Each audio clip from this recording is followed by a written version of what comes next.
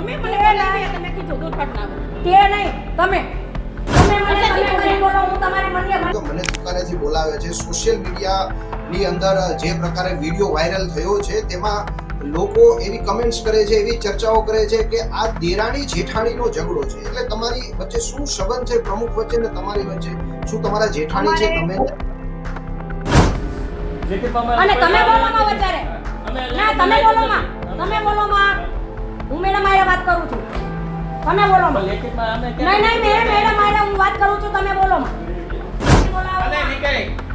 ના નથી નહીં કરું નકર ઈ હું મને માન ના તમે ત્યારે સુમિતાબેન ઉસ્તરિયા છે અપક્ષમાંથી ચૂંટાયેલા છે અને એને ભારતીય જનતા પાર્ટીને એ સમયમાં ટેકો પણ આપેલો અને ત્યારે એમનું કહેવાનું હતું કે અમે તો જયેશભાઈનું મોઢું જોઈને ટેકો આપ્યો તો એવી વાત કરી હતી મને રૂબરૂ મને ખ્યાલ છે. તો જયેશભાઈ કેમ ધ્યાન નથી આપતા? જયેશભાઈ રાદડિયા પણ આ બાબતમાં ધ્યાન નથી આપતા એવું ખરું? તમારે ક્યાં દબાતી હોય પૂછડી કયો એટલે અમને ખબર પડે. બાકી કોઈ પ્રોગ્રામમાં કે કોઈ પારિવારિક ફંક્શનમાં ત્યાં ગાડી પ્રમુખને લઈ જવાની થતી જ નથી. ત્યાં પણ યુઝ થાય છે. જેતપુર નવાગઢ નગરપાલિકા એટલે સતત વિવાદોમાં ઘેરાયેલી આ નગરપાલિકામાં કોઈને કોઈ વિષય વસ્તુને લઈને સતત ચર્ચામાં રહેલી આ નગરપાલિકા આજે ફરીવાર એક વિડીયોને લઈને ચર્ચામાં છે, જેમાં એક અપક્ષ ઉમેદવાર, એક અપક્ષ સભ્ય વોર્ડ નંબર 8 ના કે જે પોતાની રજૂઆતને લઈને નગરપાલિકા પ્રમુખને સાથે જે રકઝક કરે છે તેનો વિડીયો સોશિયલ મીડિયામાં મોટા પ્રમાણમાં વાયરલ થઈ રહ્યો છે. તો એ વિડીયોની જે વાત કરવા માટે જેતપુર નવાગઢ નગરપાલિકાના વોર્ડ નંબર 8 ના સદસ્ય સુમિતાબેન ઉસ્તરિયા આપણી સાથે જોડાયા છે. તો આપણે તેમની સાથે વાત કરી અને જાણવાની કોશિશ કરીશું જે રીતે વિડીયો વાયરલ થઈ રહ્યો છે. સુમિતાબેન, તો શું કહેશો, શું હકીકત છે આ પાછળ? મારી રજૂઆત એ લોકોએ ક્યારે સાંભળી નથી. મેં લખિતમાં દીધી છે તો એ લોકોએ ધ્યાન નથી આપ્યું. મેડમ એમ કહે છે કે હું જોઈ લઉં. તો 3 મહિનાથી જે લિખિત અરજી દીધેલી છે તો 3 મહિનામાં ક્યારેય મેડમ પાસે એ અરજી ગઈ નથી. કર્મચારી નથી પુગાડતા કે મેડમ પોતે ધ્યાન નથી દોડતા. મારા કીધા પછી એને મને એમ કીધું કે હું જોઈ લઉં. પછી મને એમ કહે છે કે મેં કામ કરી નાખ્યું છે. મેં આ કારણે કામ નથી કર્યું. કયા કારણે કામ નથી કર્યું તો મને એ લિખિતમાં જવાબ આપો. મારે પબ્લિકને બતાવવો પડે કે આ કારણે કામ નથી થતું. તમારી માંગણી હતી? મારે ખાડા બુરવાની હતી અને આપણે પુલ ઉપર પારાપેટ બંધાવવાની. જ્યાં ઓકરી ઉપરના જે પુલો હોય ને એની ઉપરના પુલની માંગણી કરી હતી, પારાપેટ બનાવવાની. અને ત્યાં જાનવરો ઘણાય પડી જાય છે. માણસને દુર્ઘટનાની પણ શક્યતા રહે છે.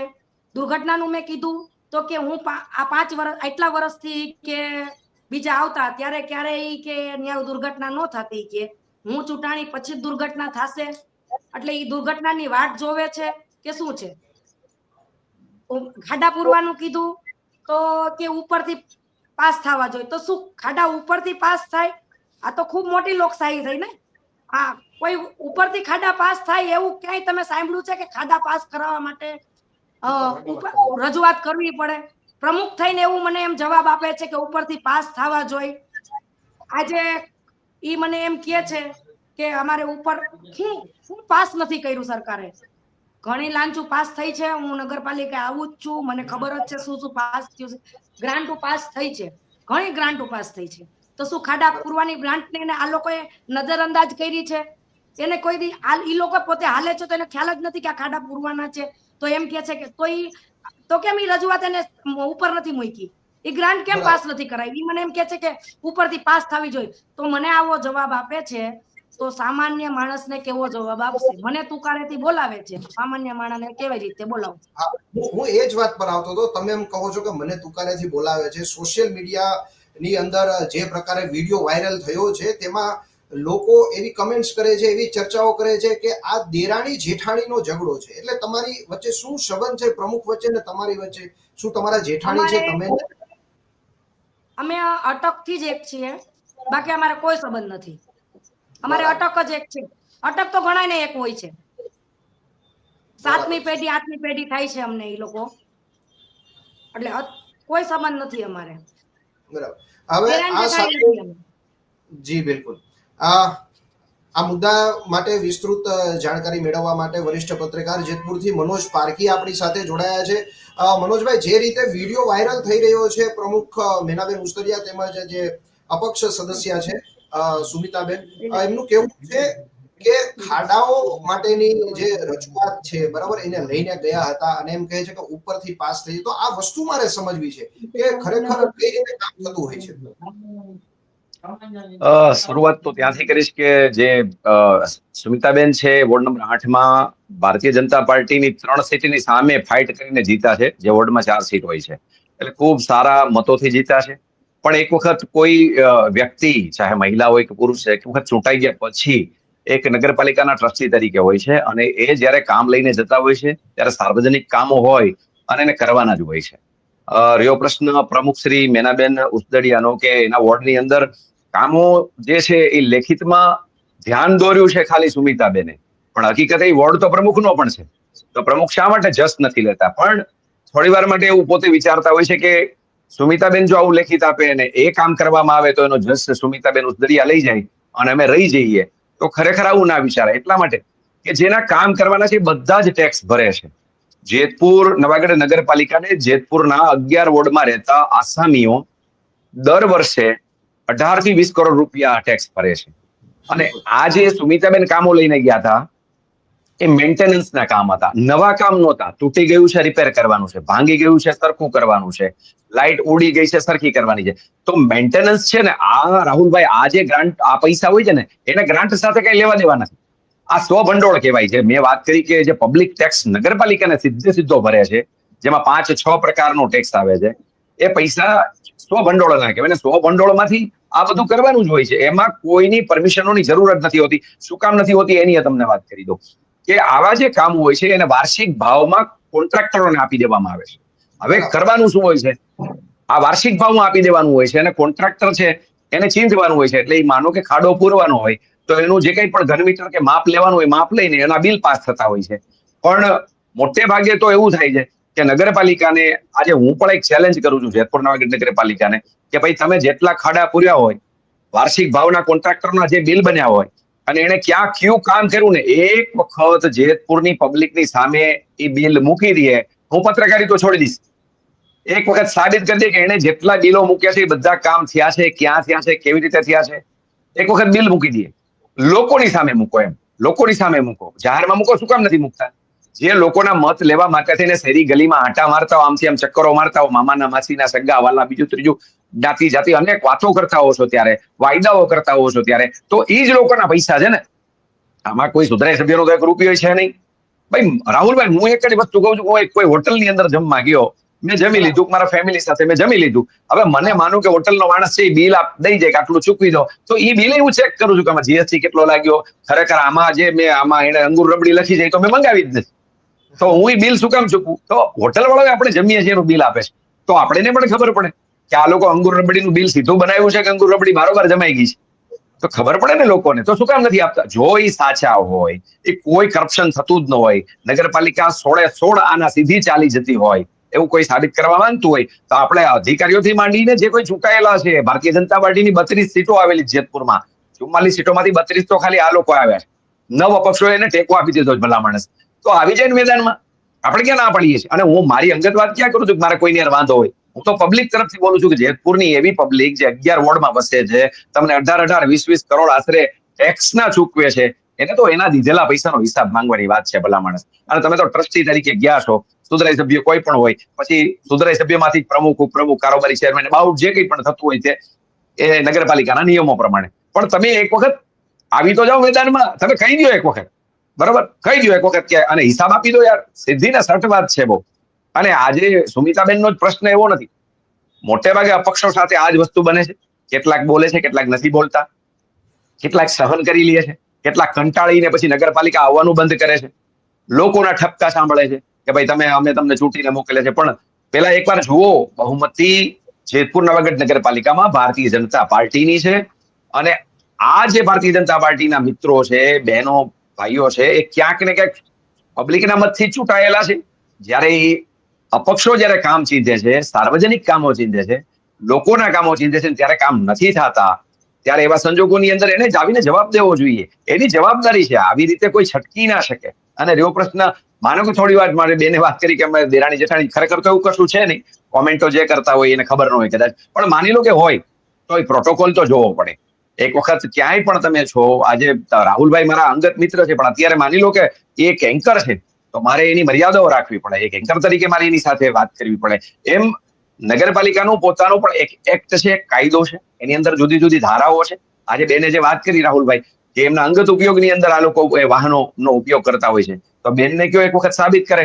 અને કલમ 37 મુજબ, મ્યુનિસિપાલિટીઝ એક્ટ કલમ 37 મુજબ કોઈ પણ બાબતો જ્યારે નગરપાલિકાના કોઈ પણ ચૂંટાયેલા સદસ્યો પોતાના અંગત કામો માટે થઈને નગરપાલિકાની કોઈ પણ વાહનોથી માંડી અને નગરપાલિકાની કોઈ ચીજનો જ્યારે ઉપયોગ કરતા હોય છે, ત્યારે સસ્પેન્ડ થઈ શકે છે. એના માટે એને સસ્પેન્ડ કરવા માટેની અરજી કરી શકાય.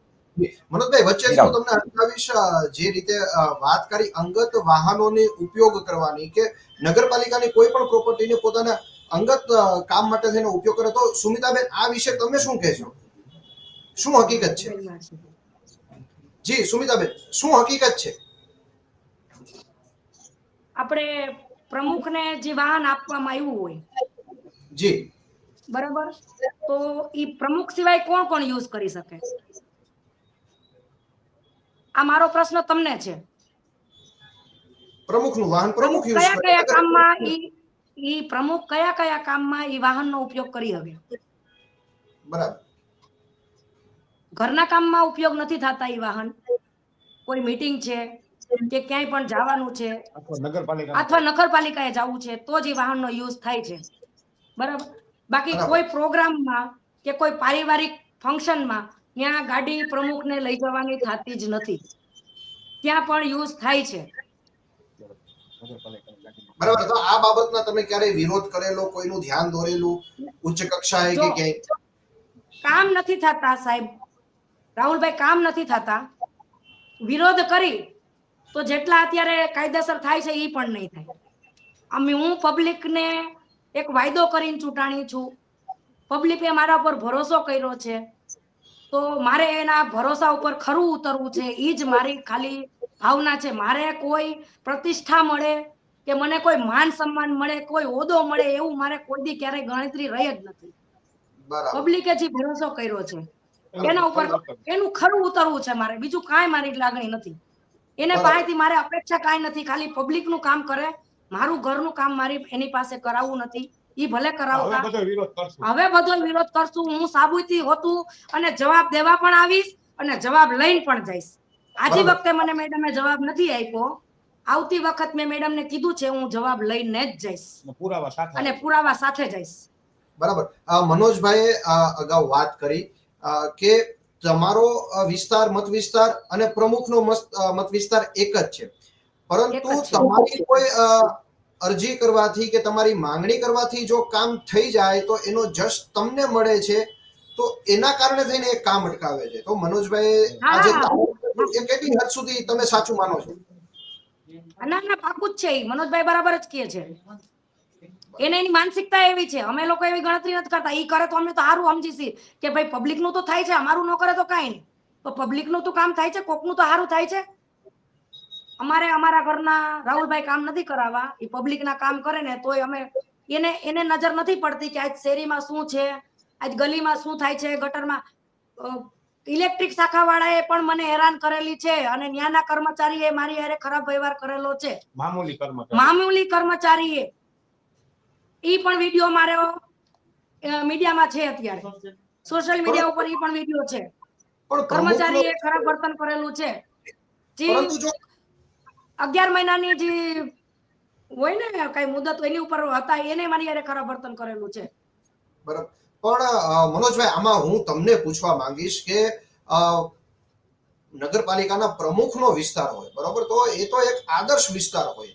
ત્યાં જ્યાંથી અન્ય સભ્યો છે એ કંઈક પ્રેરણા લેતા હોય કે રોડ રસ્તાના કામ છે, જે સ્ટ્રીટ લાઇટના કામ છે, સાફ સફાઈના કામ છે, કે જે આ બેઝિક નીડ છે, જે પાયાની જરૂરિયાતો છે, બરાબર. તો એક આદર્શ વિસ્તાર પણ જો આ રીતેનો હોય તો આપણે અન્ય બીજા વિસ્તારોની આપણે પાસેથી શું અપેક્ષા રાખી શકીએ કે શું હકીકત હોય? તો સુનિતાબેન જે રીતે કહી રહ્યા છે, તો શું કહેશો તમે આ બાબતે? ખરેખર તો આપણે અત્યાર સુધી એવું જોયું છે કે કોઈ વ્યક્તિ પ્રમુખ પદ ઉપર બેસે ને એટલે એના બોર્ડમાં વધુ ધ્યાન આપે. શું કામ કે એને માંડ મોકો મળ્યો એને જસ લેવાથી માંડી અને લોકોને એને સ્વીકારી લે કે ભાઈ જો પ્રમુખ પદે આમને બેસાડ્યા, સદસ્ય તરીકે બેસાડ્યા તો એને ખૂબ સારું કામ કર્યું. એટલે આવું તો જનરલી કોઈ પણ પ્રમુખ એવું બનતું જ હોય છે.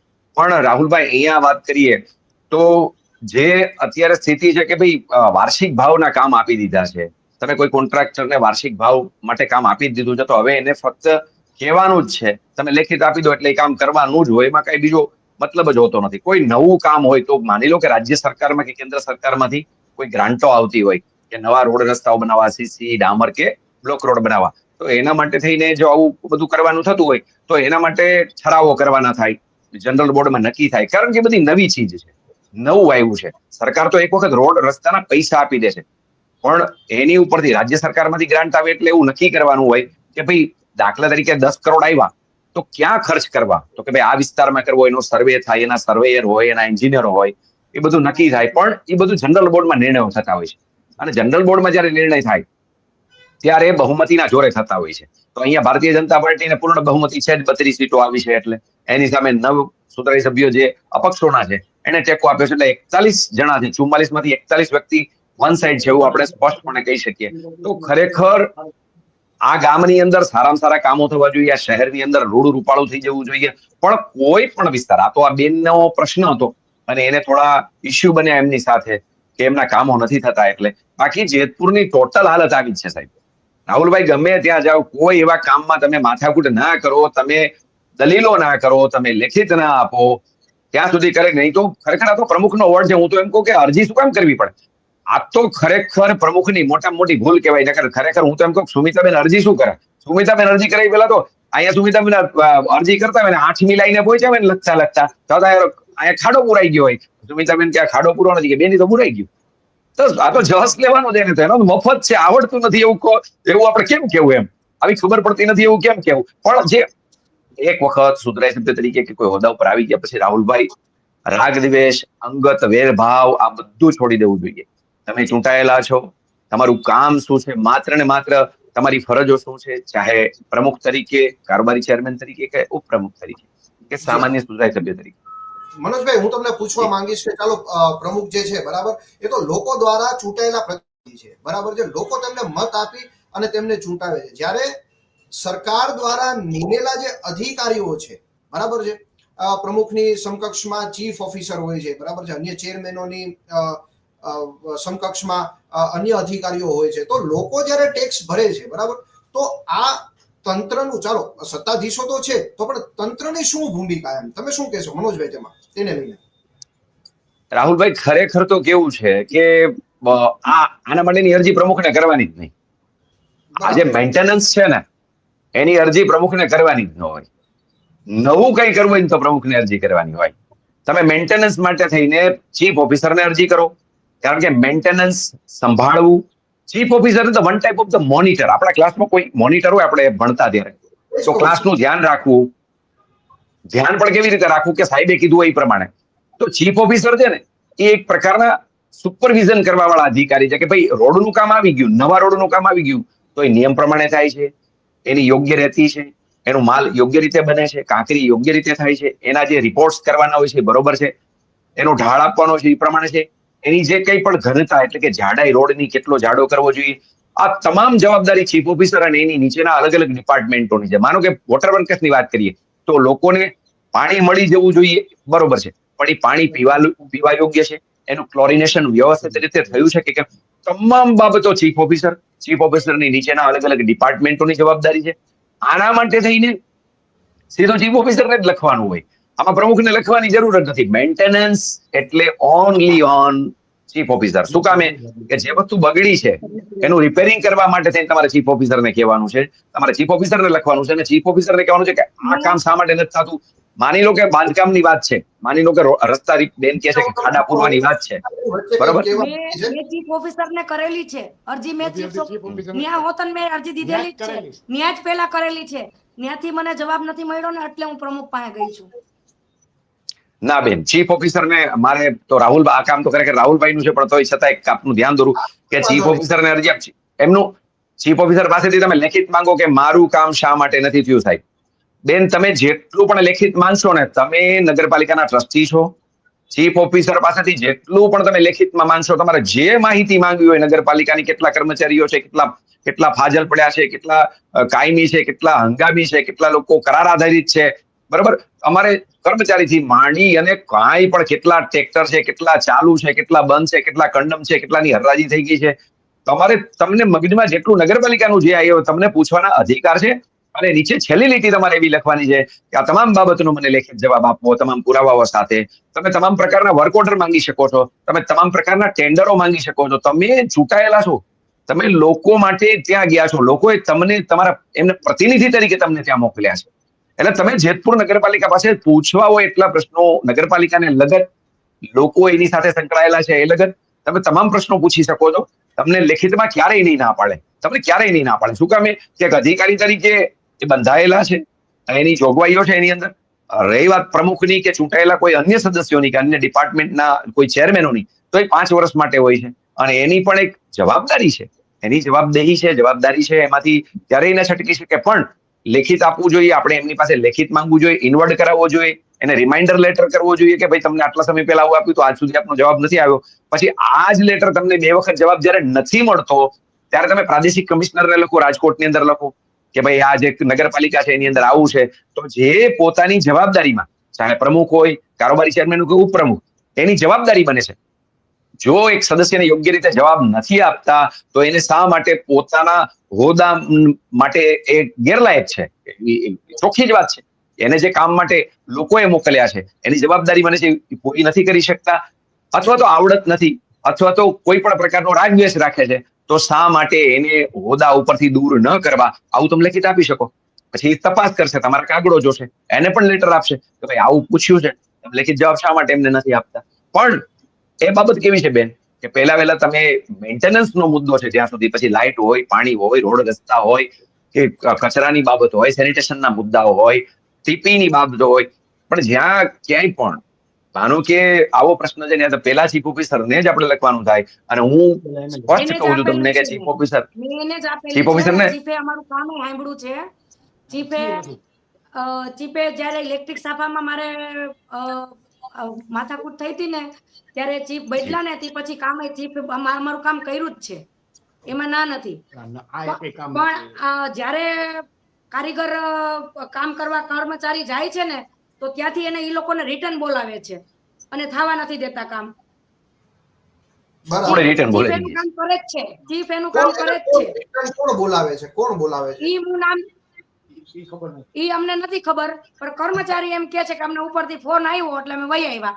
હેમંતભાઈ વિડિયામાં હોતન છે ઈ વસ્તુ, ઈ વિડિયામાં મેં હોતન મૂક્યું છે. કર્મચારી એમ કીધું કે અમને ફોન આવ્યો એટલે અમે વહી આવ્યા. તેનું કારણ શું છે? આજે વસ્તુ માલ સામાન વયો ગયો છે, કારીગર વયા ગયા છે, મજૂર વયા ગયા છે, તમે કામ કરવાની જ વાર છે અને તમે પાછા રિટર્ન બાદ પાછા મજૂર વયા જાય, કર્મચારી વયા જાય, તો એનું કારણ શું છે? આશીષભાઈ બોલે છે, અને આશીષભાઈ બોલે જ છે એમાં વિડીયોમાં કે અમને ફોન આવ્યો એટલે અમે વહી આવ્યા. બરાબર. મનોજભાઈ, આ ફોન આવ્યો ચીફે બરોબર, અમારા કામ કર્યા જ છે. ચીફ પાસે હું રજૂઆત લઈને ગઈ જ છું. ઇલેક્ટ્રિક શાખામાં જે મારે પ્રોબ્લેમ હતી ચીફે મને સોલ્વ કરી જ દીધી છે. બરાબર. મનોજભાઈ, ફોન આવ્યો, ફોન. આ ફોન ક્યાંથી આવે છે, શું કે છે?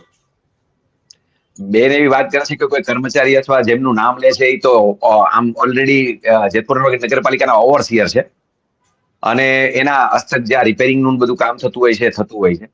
પણ જો આવો કોઈ ફોન આવ્યો હોય તો અને તમારી પાસે પુરાવો હોય તો તમે કર્મચારીની સામે પણ તમે બેન ફરિયાદ કરી શકો છો અને ખરેખર એને પ્રાદેશિક કમિશનરમાં. કર્મચારીનું આજ આર્થિક સ્થિતિ નબળી હોય, આજ ગરીબ માણસો માટે આપણે ઉભા રહ્યા હોય અને એ પટા ઉપરથી નોકરી ઉપરથી ઉતરી જાય એવું કાંઈ પણ એને બીક હોય તો મારે સામેવાળાનું નામ કેમ દેવું? મારે આજ બે કોઈનો વસ્તુ તો રોજગાર નથી શક્ય નથી. ભાગવો. હું શક્ય વિડીયોમાં ઓલા આશીષભાઈ ખુદ બોલે, આશીષભાઈ ખુદ વિડીયોમાં બોલે છે કે મને ફોન આવ્યો એટલે હું વહી આવ્યો, મેં બોલાવી લીધા એમ. તમે વિડીયો સાંભળજો સરખી રીતે.